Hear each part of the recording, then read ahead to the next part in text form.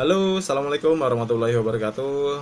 Semoga teman-teman yang menonton video ini, baik subscriber saya maupun penonton baru, diberikan kesehatan juga kelapangan rezeki yang berlimpah ruah datang dari segala arah tanpa susah payah, dan juga bisa melunasi hutang-hutangnya sedikit demi sedikit sampai dengan lunas.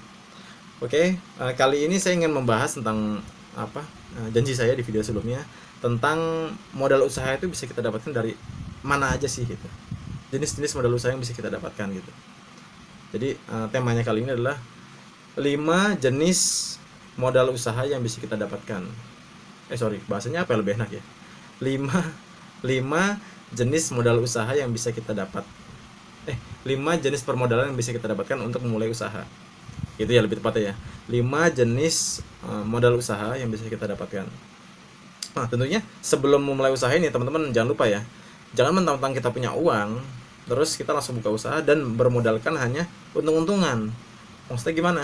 Ya yang penting gue buka dulu deh, syukur-syukur ada yang beli nantinya, terus makin berkembang gitu, tanpa punya ilmu sebelumnya. Bagaimana caranya mengembangkan usaha tersebut, bagaimana mempromosikannya, bagaimana caranya supaya orang cepat kenal dengan produk kita, dengan toko kita. Dan kayak gitu ya, jangan asal buka-buka aja terus kita nggak tahu siapa yang bakalan beli nih, target kita siapa gitu loh. Siapa aja yang lewat depan toko saya, ya itu target saya. Jangan kayak gitu. Kan kita punya strategi kan, gimana caranya orang tuh datang ke toko kita atau ke outlet kita gitu, dan bisa menjadi omset untuk usaha kita, untuk bisa kita putar lagi supaya usaha itu makin berkembang. Itu teman-teman. Jadi sebelum memulai usaha ini, memikirkan modal dari mana, pikirkan dulu bagaimana strategi yang akan dijalankan nantinya dalam usaha yang ingin kita buka itu. Nah, selanjutnya baru kita pikirkan modal. Nah, modal ini ada 5 jenis modal yang bisa saya sampaikan dalam vlog ini. Modal usaha itu dari mana aja? Yang pertama, teman-teman bisa mulai dari tabungan yang kita punya, bukan tabungan orang lain ya, tabungan kita sendiri. Jadi pertama teman-teman kalau punya tabungan ya silahkan itu digunakan untuk usaha yang ingin kita rintis tersebut. Terus yang kedua, otomatis kalau tabungan udah ngerti lah ya tabungan sendiri. Kalau punya tabungan, masalahnya kalau nggak punya tabungan bagaimana? Kalau nggak punya tabungan, teman-teman bisa juga dengan cara berhutang. Nah, hutang itu gimana? Hutang tuh ada, kita bisa hutang yang berbunga maupun yang nggak berbunga. Yang berbunga contoh otomatis ke pihak pembiayaan kan, entah itu bank maupun leasing, teman-teman bisa minjem ke pihak mereka. Cuman resikonya itu berat loh, mesti ada jaminan biasanya. Ada jaminan, terus ada usahanya harus sudah berjalan. Kalau nggak berjalan kita harus punya jaminan untuk dipakai untuk permodalan tersebut. Ya bahasa ini mah gade lah, gade BPKB contohnya. Misalkan itu yang paling gampang. BPKB kita gade terus kita dapat uang untuk modal usaha. Cuman resikonya ini berat juga loh. Resikonya kalau usahanya ini tutup atau nggak berkembang, cicilan tetap jalan. Atau kita bisa juga hutang dengan minjem ke orang tua atau saudara. Itu nggak berbunga. Tapi kalau lagi ada masalah, itu bisa bermasalah juga tentang kekeluargaannya atau ke teman misalkan. Bisa bermasalah dengan pertemanannya, dengan hubungan yang baik tadinya bisa takutnya malah jadi bermasalah gitu.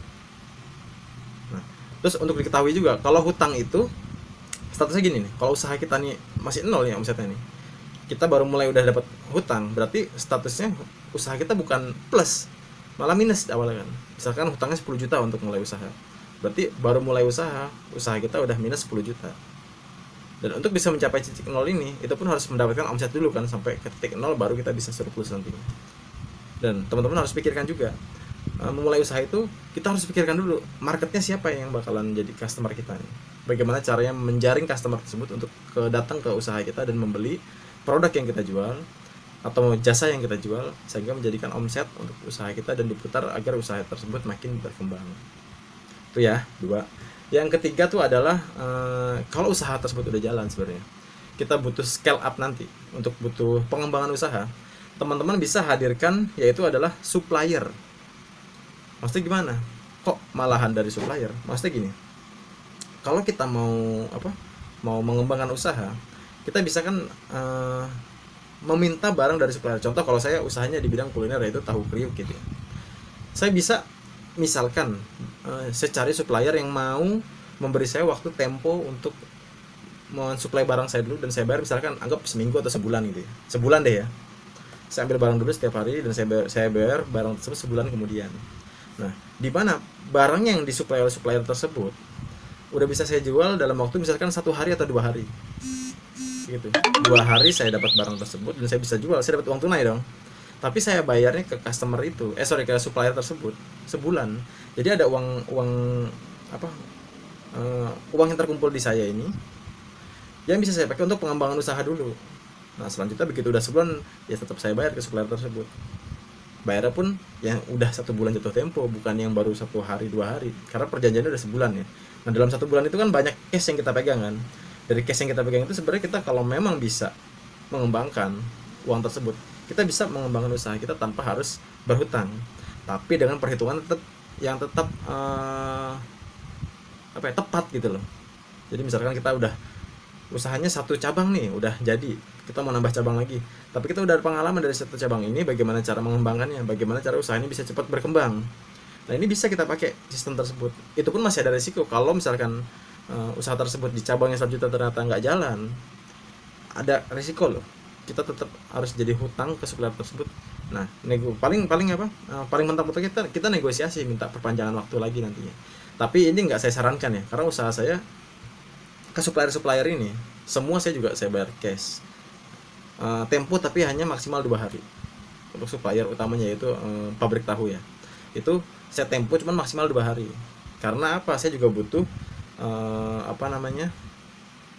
butuh untuk pendataan dulu.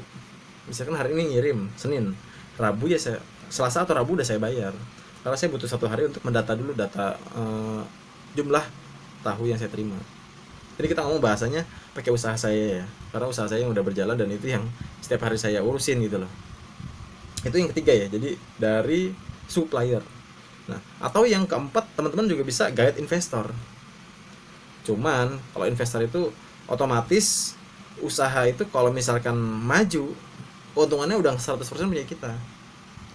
Misalkan saya cabang 1 udah jalan nih, saya mau buka cabang kedua, ternyata saya kurang modal, saya udah tahu ritmenya, saya bisa propose ke investor tersebut, skalanya gini loh, gini, terus kira-kira balik modalnya sekian bulan, terus hitung-hitungannya seperti ini, kira-kira investasi ini bakalan balik modal sekian bulan misalkan gitu. Kalau investor tersebut mau masuk, ya silahkan kita pakai investor. Cuman keuntungannya itu udah nggak 100% punya kita. Jadi usaha di cabang kedua ini itu bukan 100% punya kita. Nah, bagaimana kalau kita punya investor tapi selanjutnya usaha tersebut tutup? Ya berarti namanya investor itu kan bukannya kalau kondisi seperti itu uang modalnya dibalikin, bukan. Investor itu ya dia ngasih modal uang ke kita, ya kita pakai untuk modal usaha. Usaha itu jalan kita bagi untung, usaha rugi itu ya kita bagi rugi. Nah kalau usaha itu tutup, berarti kan ada aset nih, aset yang bisa dijual. Nah asetnya itu masing-masing saham punya berapa. Kalau misalnya kita aset rata-rata hitungannya saham kita 50% ya, setelah aset itu dijual ya kita masing-masing dapat 50%. Kayak gitu loh. Bukannya kita harus balikin modal usaha yang diberikan oleh investor tersebut. Kalau seperti itu namanya rentenir, ya kan. Nah yang terakhir, yang paling saya senang nih sebenarnya, ini permodalan yang saya dapatkan dari customer. Gimana maksudnya? Kita kan pengusaha nih, kita tuh jualan gitu ya. Kalau kita jualan itu berarti kan kita mendapatkan keuntungan dari customer kan. Nah, bagaimana caranya kita bisa memiliki usaha ini seutuhnya kalau kita menggunakan investor misalkan kayak gitu. Kalau kita maunya seutuhnya punya kita ya, kalau kita pakai investor, otomatis usaha tersebut udah nggak sepenuhnya punya kita. Tapi kalau kita pakai dana dari customer, otomatis seutuhnya itu punya kita. Karena apa? Customer itu membayar modal dari satu produk yang dia jual dan juga keuntungan atau margin yang kita berikan. Kayak produk saya, contoh harga 10.000, 6.000 itu modal, 4.000 adalah keuntungan. Nih customer itu membayar semuanya kan, 10.000 itu ternyata modal saya cuma 6.000 nih. Yang 4.000 itu adalah keuntungan. Tapi dari margin 4.000 itu dikali berapa porsi itu loh per harinya. Oke, saya sekarang ada 4 cabang. Ya nggak usah ngomong omset lah ya, nggak enak juga saya ngomongin omset. Jadi pembahasannya gini aja. Dari keuntungan tersebut, kalau kita bisa ngelolanya, otomatis usaha itu harusnya bisa berkembang dengan pesat. Atau lambat tapi berkembang terus gitu. Nah, tapi plusnya itu kepemilikannya tetap punya kita. Jadi segala keputusan masih tetap bisa dikendali oleh kita, bukan si investor tersebut. Apalagi kalau investor ternyata dia sahamnya lebih besar daripada kita sebagai pengelola. Itu biasanya keputusan-keputusan bisnis banyak diambil oleh investor tersebut, kecuali kalau dia memberikan kekuasaan untuk kita untuk sepenuhnya mengelola usaha tersebut, dia hanya mendapatkan dividen tiap bulan, misalnya kayak gitu, bisa juga. Jadi teman-teman coba deh di review lagi tadi ya, permodalan yang saya sampaikan itu ada 5. Yang pertama dari tabungan kita sendiri, yang kedua dari hutang maupun hutang pribadi maupun yang pihak pembiayaan. Kalau pembiayaan otomatis ada bunganya. Kalau pribadi biasanya kalau misalnya misalnya bermasalah, hubungan persaudaraan atau pertemanan jadi rusak, itu aja ya kan. Kalau yang ketiga adalah supplier, kita ambil barang dulu dan minta bayar tempo, sedangkan kita dapat uangnya itu lebih cepat dari customer. Yang keempat dari investor. Yang kelima adalah dari customer. Gitu ya teman-teman ya. Kalau ada yang mau ditanyakan dari video ini atau ada yang kurang jelas, silahkan teman-teman komen di bawah. Dan juga bila bermanfaat silahkan di-share ke sosial media teman-teman semua.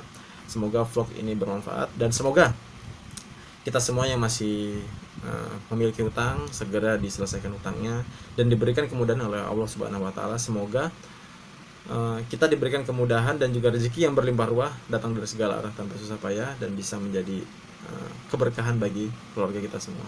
Oke, terima kasih. Assalamualaikum warahmatullahi wabarakatuh.